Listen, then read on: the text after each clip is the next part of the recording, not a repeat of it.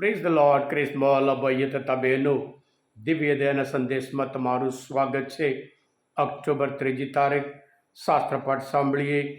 લુકનો ગ્રંથ 10મો અધ્યાય 1લી કડીથી 12મી કડી સુધી. આ સંદેશ સાંભળનાર તમારા સૌ ઉપર અને તમારા પરિવારજનો પર પ્રભુ એમને પ્રેમ વરસાવે, શાંતિ વરસાવે અને સમાધાન વરસાવે. ક્રિસ્મોલ ભાઈએ તથા બહેનો, પ્રભુ ઈસુ પહેલાં એમના 12 પ્રેષિતોને મોકલ્યા અને ત્યાર પછી આજના શુભ સંદેશમાં બીજા 72 જણને શિષ્યોને મોકલે છે અને 2-2ની ટુકડીમાં મોકલે છે. બાઇબલમાં ઘણી જગ્યાએ આ આપણે જોવા મળે છે 2-2ની ટુકડીમાં.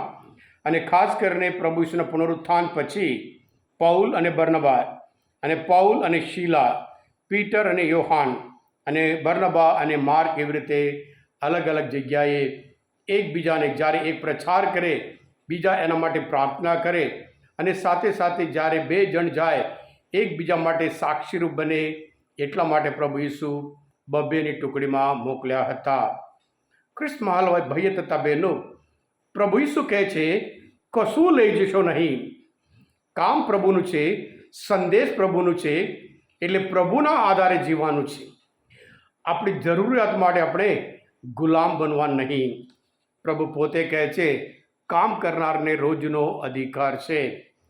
હા ક્રિસ્મોલ ભાઈએ તથા બહેનો, અને કેવી રીતે મોકલે છે એ પણ વરુઓની વચ્ચે હું તમને મોકલું છું. પ્રભુ ઈશ્વરના રાજ્યનો સંદેશ લઈ જવામાં જોખમ છે, ખતરો છે, પણ આપણે કશાથી કોઈનાથી ડરવાની બિલકુલ જરૂર નથી. પ્રભુ ઈસુ પણ કોઈનાથી ડરતા નહોતા અને એમના શિષ્ય પણ કોઈનાથી બીવાની જરૂર નથી. એમ કરીને આજના શુભ સંદેશ દ્વારા પ્રભુ સંદેશ આપે છે. હા ક્રિસ્મોલ ભાઈએ તથા બહેનો, સંદેશ તો બહુ સ્પષ્ટ છે. ઈશ્વરનું રાજ્ય તમારે આંગણે આવી પહોંચ્યું છે, એમ કરીને શિષ્ય પ્રચાર કરવાનું છે. ક્રિસ્મોલ ભાઈએ તથા બહેનો, વરુઓ એટલે કોણ છે? જે વિરોધ કરનારા કોણ છે? બીજા કોઈ લોકો નહીં. આ લોકો તો અન્ય લોકો પાસે ગયા નહીં. શરૂઆતમાં યહૂદી લોકો વચ્ચે જ ગયા હતા. વિરોધ, ખતરો, ડર બધું એ યહૂદી લોકો પાસેથી જ આવવાનું છે. પણ ઈશ્વરનું કામ હોય અને ઈશ્વર આપણે હંમેશા સુરક્ષિત રાખશે, એમ કરીને. અને સાથે સાથે જ્યાં તમે ઉતરો, ઈશ્વર તો હંમેશા શાંતિના ઈશ્વર છે. ભગવાન તો શાંતિના ભગવાન છે. જ્યારે પ્રભુ ઈસુનો જન્મ થયા હતા, ભરવાડોને જે સંદેશ આપવામાં, ત્યારે દેવદૂતોએ કહ્યું હતું કે પરમધામમાં, લુકના ગ્રંથમાં 2 અધ્યાયમાં 14મી કલમમાં, પરમધામમાં ઈશ્વરનો મહિમા, ઈશ્વરના પ્રીતિપાત્ર શાંત માણસોમાં શાંતિ. જ્યારે ઈશ્વરના પ્રીતિપાત્ર માણસોમાં જરૂર શાંતિ ઉતરે, એમ કરીને કહે છે. સાથે સાથે પ્રભુ પોતે કહે છે હું તમને શાંતિ આપતો જાઉં છું. એમના જીવન દ્વારા શાંતિ આપે છે, જન્મ દ્વારા અને પછી જીવન. હું તમને શાંતિ આપતો જાઉં છું, મારી પોતાની શાંતિ તમને આપતો જાઉં છું, એમ કરીને યોહાનના ગ્રંથમાં 27મો અધ્યાયમાં પ્રભુ પોતે કહે છે. એમના મરણ દ્વારા પણ પ્રભુ લુકના ગ્રંથમાં 23મો અધ્યાયમાં 43મી કલમમાં, તું આ જે મારી સાથે સ્વર્ગમાં હોઈશ, એમ કરીને શાંતિનો સમાચાર આપે છે. પ્રભુ ઈસુના પુનરુત્થાન પછી જ્યારે બધા શિષ્ય ડરીને રહેતા હતા, બારણું બંધ કરી રહેતા હતા, પ્રભુ એમને શાંતિ આપે છે. તમને શાંતિ હો.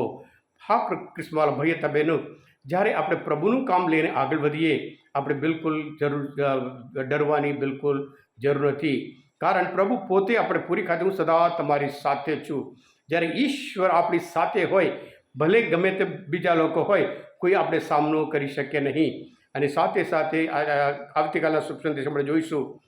લુકના ગ્રંથમાં 10મો અધ્યાયમાં 17મી કલમમાં એ શિષ્ય જઈને પાછા આવ્યા, હરખાતા પાછા આવ્યા, અને એ લોકો કહે છે આપને નામે આપદૂતો પણ અમને વશ વર્તે, આનંદપૂર્વક એમના મિશનમાં જેવી રીતે પ્રભુ ઈસુ મોકલ્યા, જે મિશનમાં એમને સફળતા મળી, તેઓ આનંદપૂર્વક પાછા આવે છે.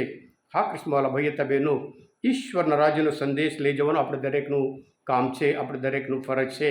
આપણે વિશ્વાસ પ્રભુ પર રાખવાનું છે અને સંપૂર્ણ એમના હાથમાં છોડી દઈએ.